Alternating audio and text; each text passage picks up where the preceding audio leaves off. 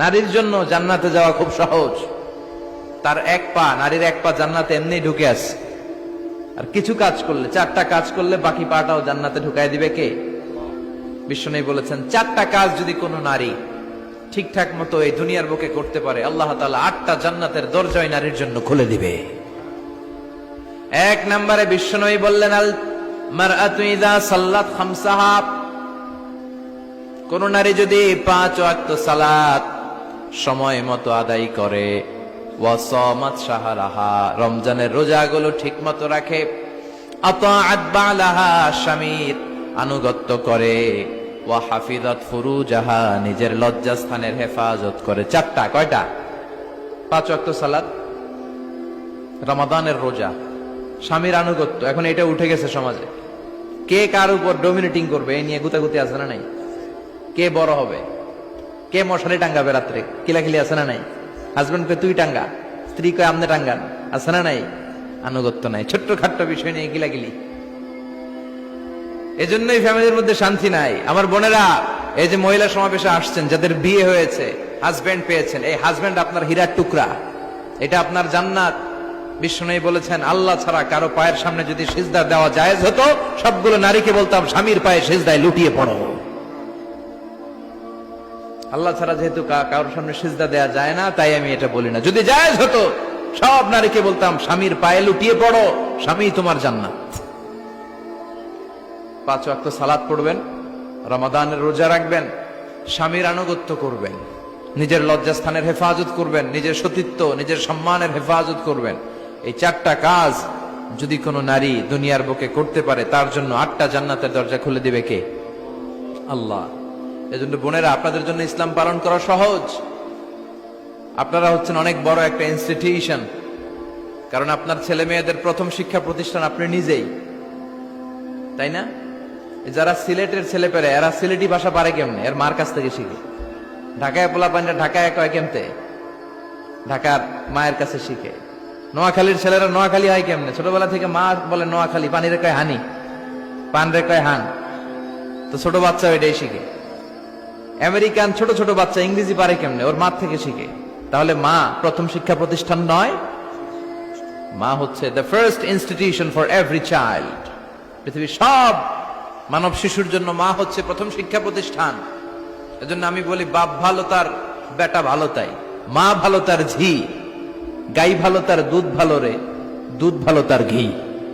বাপ যদি ভালো তো বেটা ভালো, মা ভালো তো ঝি ভালো, দুধ গাই ভালো তো দুধ ভালো, দুধ ভালো তো ঘি ভালো, তাই না? এই নারীদের পেট হচ্ছে খনি, তেলের খনি, গ্যাসের খনি, স্বর্ণের খনির চেয়ে আমি বলি এটা দামি খনি। এই নারী যদি হেজাব মেনটেন করে, কোরআন পড়ে, সুন্নাহ পড়ে, তাহলে এই নারীর পেট থেকে বড় বড় আল্লাহওয়ালা বেরোবে, দেশপ্রেমিক লোক বেরোবে, ভদ্র, সালেহ, শহীদ, নবী, সিদ্দিক এরা বেরিয়েছে, ঠিক কিনা? আর এই একই নারী যদি ইসলাম না মানে, স্বামীর আনুগত্য না করে, সালাত না পড়ে, কোরআন সুন্নাহ না মানে, তাহলে এই পেট থেকে বড় বড় ডাকাত, দুর্নীতিবাজ, দেশের সম্পদ যারা লুণ্ঠন করে, অন্যকে হত্যা করে, জুলুম নির্বিচারে করে, এরকম ডাকাত বেরোবে।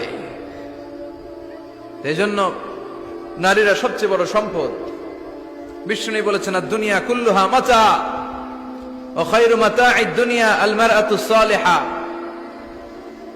এই দুনিয়ার সব কিছু হচ্ছে সম্পদ, আর এই সব সম্পদের মধ্যে সবচেয়ে দামি সম্পদ হচ্ছে নেককার নারীরা। তার মানে এই জুরিতে যা তোমরা দেখো সব সম্পদ, আর এই সব সম্পদের মধ্যে দামি সম্পদ এই প্যান্ডেলের ভিতরে যারা আছে, এরা নেককার না? নেককার না হলে ওয়াজ শুনতে আসতো? এই প্যান্ডেলের ভিতরে যে বোনেরা, এরা পৃথিবীর সবচেয়ে দামি সম্পদ। এজন্য নিজেকে চিনেন, নো দাই সেলফ। আপনারা যে কতটা দামি, আপনারা যে কতটা সম্ভাবনাময়ী, এটা একটু বুঝবার চেষ্টা করেন। আবার বিশ্বনবী নারীদেরকে অনেক বিষয়ে সতর্ক করেছেন যে খবরদার এগুলো করো না। নারীদেরকে টাইট ফিটিং জামা পরতে নিষেধ করেছেন। আল কাসিয়াত, আল আরিয়াত, আল মাইলাত, আল মুমিলাত। কিছু কিছু বোনেরা এমন টাইট বোরকা পরে, তার দেহের সব উঁচু নিচু ভাঁজ টের পাওয়া যায়, পুরুষরা আরো বেশি আকৃষ্ট হয়। এই বোনদের ব্যাপারে আমি বলি, বিষ্ণু বলেছেন, লা ইয়াদখুলনাল জান্নাতা ওয়া লা ইয়াজিদনা রিহাহা। তারা জান্নাতে তো ঢুকবেই না, জান্নাতের ঘ্রাণও এদের নাকে লাগবে না।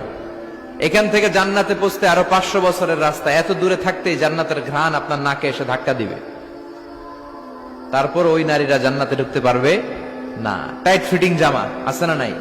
এখন বোরকার মধ্যে অনেক ডিজাইন, ইদানিং এদিকে কিছু ডিজাইন করে পরে, এদিকে করো না, এদিকে করো না, এদিকে করো না, 4টা গম্বুজ বানায় এই জায়গায়, আছে না নাই?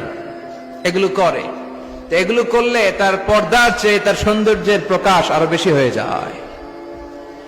এরপরে বিশ্বনবী নিষেধ করেছেন ঝাঁঝালো পারফিউম দিয়ে বেরোতে নিষেধ করেছেন। আমার বোনেরা, নিজেদেরকে ক্লিন রাখবেন, পরিচ্ছন্ন রাখবেন অলওয়েজ। আপনি গায়ে ডিওডোরেন্ট, দুর্গন্ধনাশক পারফিউম দিতে পারেন, তবে সেটা জামার ভেতরে, বাইরে যেন প্রকাশ না পায়। অনেক মহিলা সেজে গুজে বোরকাটা পরে বোরকার উপরে মারে 2টা, আছে না নাই? এই ঝাঁঝালো গন্ধ আশেপাশের যতগুলো পুরুষের নাকে যাবে আপনার প্রতি আকৃষ্ট হবে। বিশ্বনবী নারীদেরকে জানিয়াদের সাথে তুলনা করেছেন, বলেছেন এরা জিনাকারী, এরা পর্দাওয়ালী নয়, এরা বোরকা পরে বেরোলেও লাভ হবে না, এরা জিনাকারিনী। কারণ এরা এদের গায়ের ঝাঁঝালো পারফিউম সুগন্ধ দিয়ে পরপুরুষকে আকৃষ্ট করার চেষ্টা করেছে। এটা একেবারে নিষেধ, এটা করবেন না। তাহলে টাইট ফিটিং বোরকা পরবেন না, ঢিলে ঢালা পরবেন, পাতলা জামা পরবেন না যে জামা দিয়ে আপনার শরীর দেখা যায়। নাম্বার 3, ঝাঁঝালো কোনো পারফিউম গায়ের মধ্যে মাখবেন না। নাম্বার 4, বিষ্ণু বলেছেন খবরদার আলগা চুল লাগাবে না কোনো নারীরা। লাগায় অনেকে, জুরিতে এগুলা নাই। অনেক নারীর চুল হয়তো ছোট, সে আলগা চুল লাগায়া সুন্দরী সাজে, বিশ্ব সুন্দরী ঐশ্বরিয়া রায় হইতে চায়, আছে না নাই? না, আল্লাহ যেটা দিয়েছে ওটাতে আপনি সন্তুষ্ট থাকেন, আলগা চুল লাগাবেন না। এরপর বিষ্ণু ব্রু প্লাক করতে নিষেধ করছে। ব্রু প্লাক আছে না? পার্লারে গেলে কিভাবে যেন এদিক দিয়ে ব্রু প্লাক করে একেবারে চিকন করে দেয় এই 2টা। না, এটা নিষেধ। ব্রু প্লাক করতে বিশ্বনবী নিষেধ করেছেন। আমার বোনেরা, আপনারা এটা করবেন না। এরপরে বিশ্বনবী নিষেধ করেছেন তোমরা একে অপরকে লাআনত দিবে না।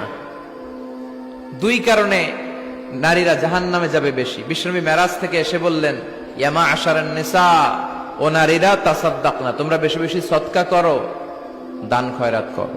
নারীরা বললেন কেন? আমাদের বললেন কেন?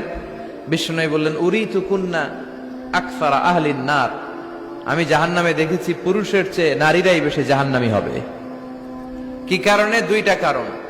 তাকফুরনাল আশিরা, সবাই না, অধিকাংশ নারীরাই স্বামীর অস্বীকৃতি করে। স্বামী যা দেয় এতে সন্তুষ্ট থাকতে চায় না, আছে না নাই? স্বামীর কি চাকরি, কি ব্যবসা, তার উপার্জন কতটুকু, এটাও আপনার দেখার দরকার, আছে না নাই? এখানেই তো আপনার সবরের বিষয়। জান্নাত তেমনি এমনি আসবে না বোন, আপনাকে সবর করতে হবে। স্বামীর নাশুকরি করবেন না। পাশের বাড়ির ভাবিরা তো এত মোটা নেকলেস কিনা দিছে, তুমি দাও না কেন? এদের ঘরে তো দামি সোফা সেট, আমার ঘরে নাই কেন? এদের তো এটা করে, এদের তো এটা দিছে হাজবেন্ড, আমারে দাও না কেন? এই যে নাশুকরি, এটা তাকে জাহান্নামী বানাবে। 2 নাম্বার, তুকসিরনা লা'না, তোমরা একে অপরের উপর লানত দাও। নারীরা রেগে গেলেই একজন আরেকজনের লানত দেয়। হেতুর উপরে আল্লাহর ঠেড়া হইতো, হেতুর উপরে আল্লাহর গজব হইতো, মানে তার উপর আল্লাহর গজব পড়ুক। এভাবে ঝগড়া লাগলে এক মহিলা আরেক মহিলাকে লানত দেয়। জুরির বোনেরা অবশ্য এগুলো দেয়টাই না, মাঝে মাঝে দে। আচ্ছা, তো এগুলো করা যাবে না। স্বামীর নাশুকরি করা যাবে না, এরপর লানত দেয়া যাবে না। এই যে বিষ্ণুনবী যেগুলো নিষেধ করলেন, এগুলো থেকে যদি আমরা বেঁচে থাকি, আর যে 4টা কাজের কথা বললেন, এগুলো যদি আমরা করি, তাহলে জান্নাতে যাওয়ার পথকে আমাদের জন্য সহজ করে দিবে কে? আমি সব সময় নারীদেরকে 6 জন নারীর জীবনী পড়তে বলি, আপনারাও পড়বেন, বাজার থেকে কিনবেন। আসিয়ার জীবনী, আসিয়া ইমরাতু ফেরাউন, ফেরাউনের বউয়ের নাম হক্কা, নাম খিতা আসিয়া। এই আসিয়ার জীবনীটা প্রত্যেক নারীর জন্য পড়া ফরজ। কিভাবে তিনি ঈমান বাঁচিয়েছেন আপনি দেখবেন। এরপরে মারিয়ামের জীবনী পড়া ফরজ। মারিয়াম আলাইহিস সালাম, কিভাবে তিনি ইবাদতে মশগুল ছিলেন। 2 জন গেল। 3 নাম্বার, বিশ্বনবীর প্রথম স্ত্রী খাদিজা আল কুবরা তাহেরা। পতি ভক্তি কারে বলে, স্বামী ভক্তি কাকে বলে, আপনি দেখতে পাবেন ওনার জীবনীতে। 4 নাম্বারে, বিশ্বনবীর একমাত্র কুমারী স্ত্রী আয়েশা রাদিয়াল্লাহু তাআলা আনহা, কিভাবে জ্ঞানার্জন করতে হয় 2220টা হাদিস তিনি বর্ণনা করেছেন। নারীদের মধ্যে সবচেয়ে বেশি হাদিসের বর্ণনাকারী। ফ্যামিলির হাদিসগুলো বর্ণনার জন্য আল্লাহ তাআলা মা আয়েশাকে বিশ্বনবীর ঘরে টেপ রেকর্ডার হিসেবে পাঠিয়েছিলেন। বিষ্ণুবী যা বলতেন সব মুখস্থ করে নারীদের কাছে ওয়াজ করে ছড়াইয়া দিত। কি নারী ছিল!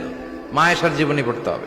সবশেষে বিশ্বনবীর কলিজার টুকরা নয়নের পুটলি ফাতেমাতুল আজ-জাহরা, ফাতেমাতুজ জাহরার জীবনী পড়তে হবে। তার জীবনী থেকে আপনি পাবেন কিভাবে পর্দা করতে হয়।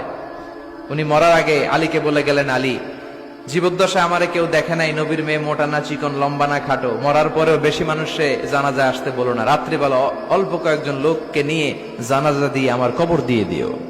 কেমন করে আপনি নিজেকে সেভ করবেন, এই শিক্ষা মা সাইয়্যিদাতুনা ফাতেমাতুজ জোহরার জীবনীতে আছে না নাই? তাহলে এই কয়েকজন নারীর জীবনী পড়তে হবে। আর যে চারটা কথা বিষ্ণু বলেছেন এগুলোর উপর আমল করতে হবে। তাহলে আমাদের নারীদেরকেও জান্নাতি বানাবে কে?